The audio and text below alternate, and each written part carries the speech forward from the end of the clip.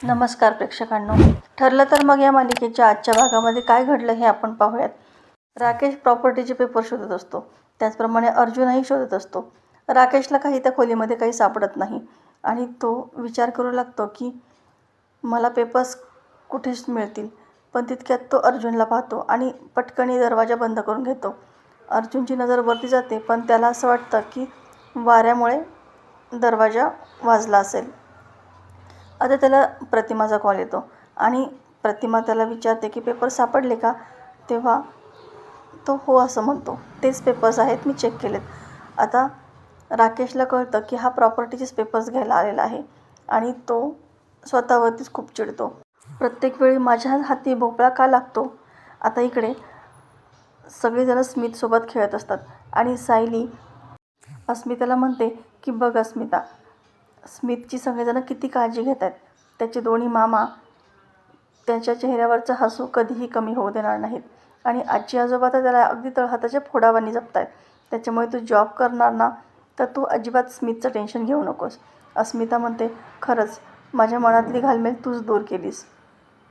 सुमन म्हणते पण तुला कसं कळालं की अस्मितेच्या मनामध्ये काय चालू आहे ते? कल्पना म्हणते सायलीला नेहमीच प्रत्येकाच्या मनातलं सगळंच काही कळत असतं. सायली म्हणते आपणच आपल्या घरच्या मुलीला पाठिंबा द्यायला हवा की नाही. आपण स्मितची काळजी घेऊयात आणि अस्मिता जॉब करेल. तिच्या पायावरती उभं राहण्याची एक संधी तिला मिळायलाच हवी ना.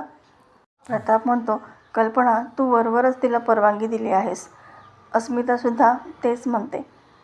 सायली कल्पनाला समजावून सांगते. कल्पना म्हणते अगं पण मला असं का वाटेल? माझ्या मुलीने पुढं जावं असंच मला वाटेल ना.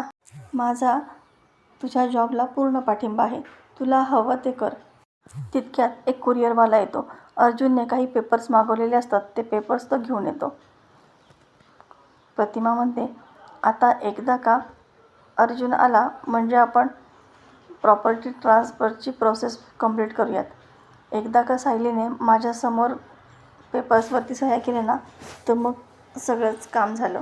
याच्यामुळे तर रविराजला लवकरात लवकर सगळी प्रॉपर्टी तन्वीच्या नावाने करायची आहे. आता अर्जुन ते पेपर्स घेऊन येतो आणि रविराजशी बोलत असतो. तो सांगतो की तू सांगितल्याप्रमाणे सगळे पेपर्स मी आणले आहेत. आता सगळेजण सायलीला सह्या करण्यासाठी आग्रह करतात. तेव्हा सायलीला सगळे ते मागचे क्षण आठवू लागतात, जेव्हा तीच तन्वी आहे हे सर्वांसमोर आलेलं असतं. ती पेपर्सकडे फक्त पाहतच राहते. अर्जुन म्हणतो पहिल्यांदा तुला तुझी ओळख मिळालेली आहे. तन्वी रविराज किल्लेदार हे नाव वाचून तुला इमोशनल झाल्यासारखं होतं आहे ना, कळतं आहे मला. पण आता हीच तुझी ओळख आहे आणि आता मी आहे तुझ्यासोबत. तू सह्या कर. आणि मग सायली त्या पेपर्सवरती सह्या करते आणि ऑफिशियली सगळी प्रॉपर्टी आता सायलीच्या नावावर होत असते. फक्त रविराजच्या सह्या बाकी असतात.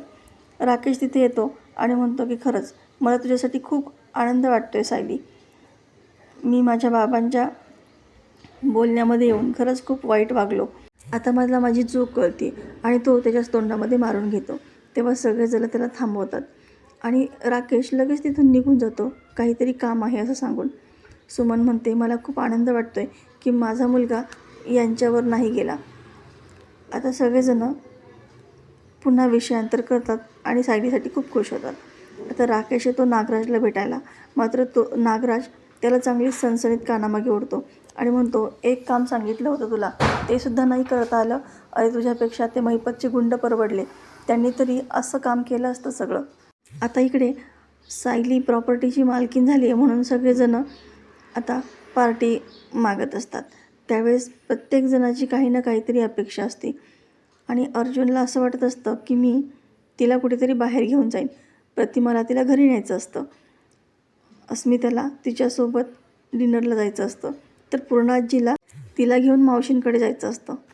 पण सायली म्हणते मी कोणाला कधी वेळ देणार हे माझं मीच ठरवणार. आता इकडे सचिन प्रियाला जाऊन सांगतो की प्रॉपर्टीचे पेपर्स आपल्या हाती न लागता अर्जुनच्या हाती लागले आहेत. तेव्हा प्रियाचा राग तर अनावरच होतो. म्हणतो तो बिंडोक राकेश, त्याच्यावरती भरोसा ठेवायलाच नको होता. हे तर अगोदरच तुमच्या लक्षात यायला हवं होतं की प्रॉपर्टीचे पेपर्स हे आपल्या ताब्यात असायला हवे होते. पण आता त्याचा काय उपयोग आहे? इकडे नागराजसुद्धा राकेशवर चांगलाच भडकलेला असतो. अरे तुला एक काम धड जमत नाही आहे. तू जसा होतास ना तसाच आहेस. फक्त अमेरिकेला जाऊन आला आहेस, बाकी दुसरं काहीच बदललं नाही आहे तुझ्यामध्ये. राकेश म्हणतो, मान्य आहे, मला त्या प्रियापेक्षा कमी डोकं चालवता येतं. ती प्रिया माझ्यापेक्षा 2 पावलं जास्त आहे, म्हणून काय तुम्ही प्रत्येक वेळी मला असंच वागवणार का? तेव्हा राकेशला पुन्हा नागराज मारू लागतो आणि तो कसा चुकीचा आहे, प्रिया कशी बरोबर विचार करते हेच सांगतो. तो सांगतो की प्रियाच्या डोक्यामध्ये नक्की काहीतरी शिजते. तिच्या आत्तापर्यंत प्लॅन तयारसुद्धा झाला असणार आहे. आता सायली बोर्डवरती कोणाला कधी भेटणार, कसा वेळ देणार हे सगळं लिहिते आणि त्या बोर्डवरती अर्जुनचं तर नावच नसतं आणि मग अर्जुन त्याच्यामुळे खूपच नाराज होतो. इकडे सचिन आणि प्रिया दोघेही प्लॅनिंग करतात की आता सायलीला आणि अर्जुनला जितकं खुश व्हायचं आहे तितकं होऊ देत, पण आता काहीतरी असं करावं लागणार आहे की त्यांच्या घरामध्ये फूट पडेल आणि या सगळ्यामध्ये मला फक्त तुझी साथ हवी आहे. मी इथं जेलमध्ये आहे, मी फक्त इथून सूत्र हलवू शकते, पण सगळी कामं तर तुलाच करायची आहेत.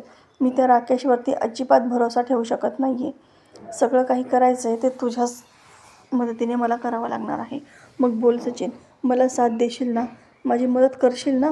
तेव्हा सचिन म्हणतो, त्या अस्मिताला धुळीत मिळवण्यासाठी, सुभेदारांना धडा शिकवण्यासाठी मी काहीही करायला तयार आहे. तू फक्त बोल की काय करायचं आहे. प्रिया सांगते की माझ्या डोक्यामध्ये एक प्लॅन तयार आहे.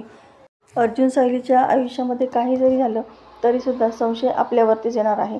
त्याच्यामुळे अशा दिशेने वादळ पाठवायचं की ज्या दिशेने वादळ येईल अशी त्यांना कल्पनाही नसेल. आता सायली सर्वांना सांगते की मी आता उद्या देवदर्शनाला जाणार, आज माई आजींकडेही जाणार, अस्मितासोबत डिनरही करणार. आता तिला सगळेजण विचारतात की हे सगळं उद्यापासून आहे, मग आज तू काय करणार आहेस? तेव्हा सायली म्हणते, आजचा दिवस हा मी सगळा यांच्यासाठी देणार आहे. आजचा दिवस फक्त अर्जुनचा आणि तन्वीचा असणार आहे. अर्जुन म्हणतो, पण बायको तुला कसं कळालं की मला आज तुझ्याबरोबर वेळ घालवायचा होता? तेव्हा सायली म्हणते, असा एक दिवस तर मला ठरवायचाच होता आणि तुमच्या डोळ्यामध्ये बघून मला लगेच कळालं की तुम्हाला माझ्याबरोबर वेळ घालवायचा आहे. मग आता ठरलं आहे, आजचा दिवस फक्त तुमचा, अर्जुनचा आणि तन्वीचा, आणि उद्यापासून मी सगळ्यांना वेळ देणार. इकडे प्रिया त्या लेडी हवालदारला सांगते की ताई, मला ना भेटायला एक व्यक्ती येणार आहे. ती इथं आल्यानंतर तू तिची रजिस्टरमध्ये नोंद करून घेऊ नकोस हां. कोणालाच कळलं नाही पाहिजे की ती व्यक्ती मला भेटायला आली आहे आणि नेमकी ती व्यक्ती तिथे येते. तर प्रेक्षकांनो, कोण असेल ती नवीन व्यक्ती आणि काय असेल प्रियाचा प्लॅन, हे सगळं पाहणं अतिशय रंजक ठरणार आहे. अशाच मालिकेच्या नवनवीन व्हिडिओ अपडेटसाठी चॅनलला सबस्क्राईब करा. नोटिफिकेशनसाठी बेल आयकॉन अवश्य दाबा. व्हिडिओ पाहिल्याबद्दल धन्यवाद.